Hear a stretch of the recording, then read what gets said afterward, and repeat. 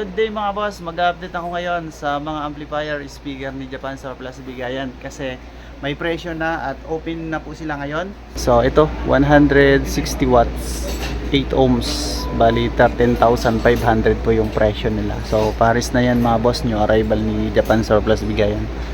Ito naman po yung isa, ito yung wall mount na kulay white Ramsa, 13,500. 160 watts mga boss. Ito yung bagong dating nila na speaker, no? Ramsa. And then ito yung Technics na SV-5A. So bali 10,000 yung presyo nga pala nila dito. So pares na po yan. 120 watts nga pala to. Yung kapares niya nandun sa likod mga boss. Ito yung Diaton na DS-251 ano to, MK2. So Diaton, ito yung speaker nya, maganda pa siya mga boss. Bali 10,000 yung presyo nya, 80 watts mga boss, 80 watts no. So pares na rin, nandun sa likod yung ano, yung pares nito. So at ito naman po yung takip nya mga boss, you know? Diaton, maganda rin yung takip nya mga boss, ng quality. So tanggalin natin yung takip. Uy, okay, good po yung speaker nya mga bossing no. So hindi ko alam kung anong sukat nya no. So Sony Carbocone, yun natin to. So 8,500, pero tingnan natin sa likod kung ilan yung watts per nito. 50 watts, 8 ohms mga boss. Ang model niya SS-2250 speaker system, Sony po. So 8,500 yung presyo niya. Okay, isa to sa hinahanap nyo mga bossing no? Ito naman yung Technics no? Digital Response SV-CD500 3-way speaker system. Ayan, dual magnet woofer to mga boss no? Ayan, baka isa to sa mga hinahanap nyo. Paris na to, ang presyo nila dito is 6,000 pesos po yung presyo nila. So Paris na yan, yung isa, may takip yan dito sa likod. Ayan, ito yung likod niya mga bossing, pero hindi nakalagay dito kung ilang ohms, ilang watts no? So ito bagong dating to. So ang presyo niya pala ay 8,500 Toya. Pinakita ko rin to sa unang vlog ko, pero wala pang presyo. So yun mga boss, wala nakalagay kung ilang watts yung speaker na yan. 8.5 yung benta, less 20% yan. Ito kung naghanap din kayo ng Technics na ganitong klase lang kaliit no? Mga pang kwarto o pang gusto nila pang sounds. Honeycomb, this speaker system, bale SV-2 Technics po yung brand nya. Ayan, pares na po yan.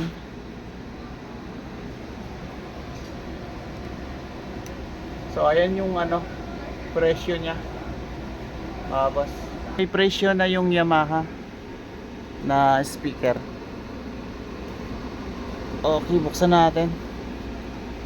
Okay, Yamaha 3-way magnetic cell speaker no, NS-99AV. So ang presyo niya 12,500, 140 watts mga boss. So meron akong nakalkal dito mga bossing. Ito naman yung Pioneer. So Pioneer yung brand nito. Ito yung SG700B no. Ito po yan. 6,000 ang 6,500 yung presyo niya. Bali 90 watts no. 90 watts po ito, 6,500 yung speaker niya oh. Pares na rin yan, nandun sa loob. Ayan. Okay, 6.5. Ito naman another Pioneer po ito. Plastic naman po yung kanyang ano, baffles.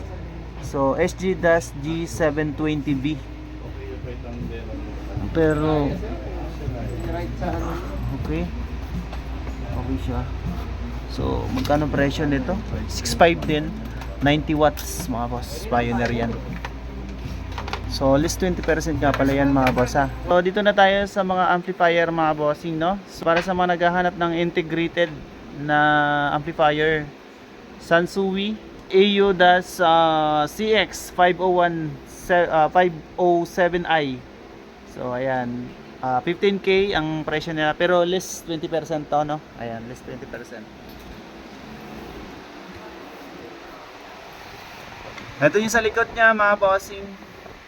Okay, 100 volt, 175 watts consumption, mga boss, no? Ayan po yung likod niya. Sansui. Yan po yung new arrival nila yan. Okay, lahat po na ipapakita ko ngayon yung mga new arrival nila ng mga amplifier. Okay, so ito 130. Ayan, new arrival nila yung code 130.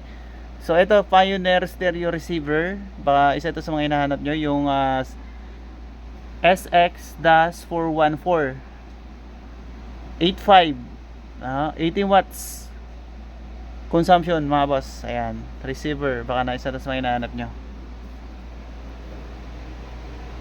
Ito, another Technics 40 watts consumption, ASU-7600,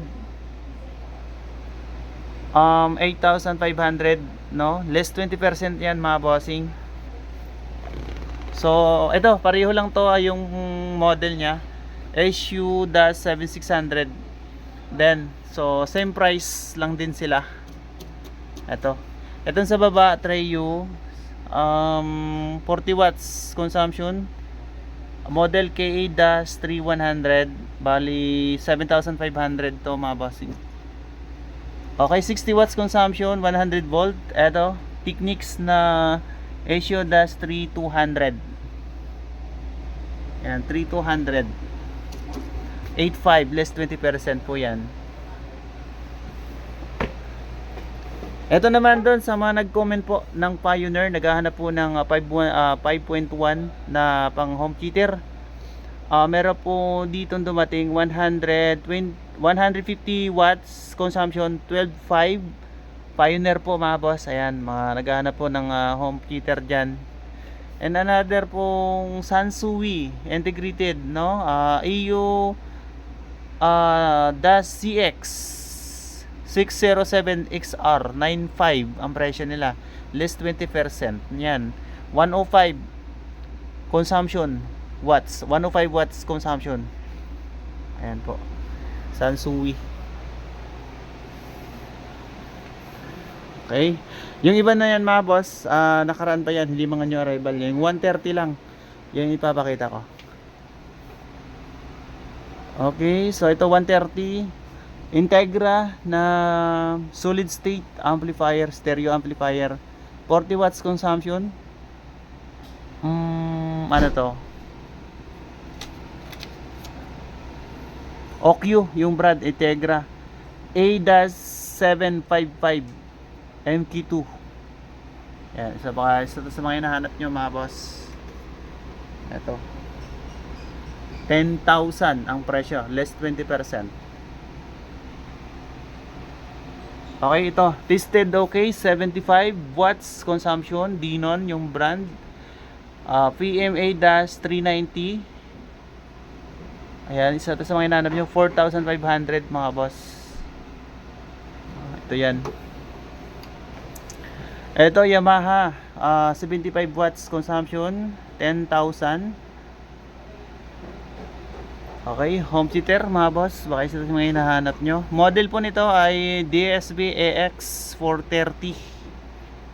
And then ito yung isa, Pioneer na VSA-550. Tested okay, 85 watts consumption, 100 volt. Ito po, Pioneer po, mga bossing. Baka isa ito sa mga hinahanap nyo. Okay, ito Denon 70 watts, 10,000, less 20%, 70 watts consumption, 100 volt. Model AVC-1550. Ito po. Ito naman is 90 watts consumption, no? 10,000, less 20% din ang presyo nila. DSP-EX420. Ayan, 100 volt. Okay, hanap pa tayo dito ng mga new arrival nila na mga amplifier. Ito yung may mga ano mga boss, may mga defect yan, yung may mga sticker na ganun.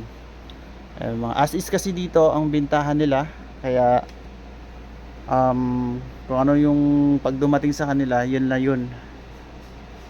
Okay, ito solid state to, stereo receiver din, pero hindi to new arrival. Ito new arrival to.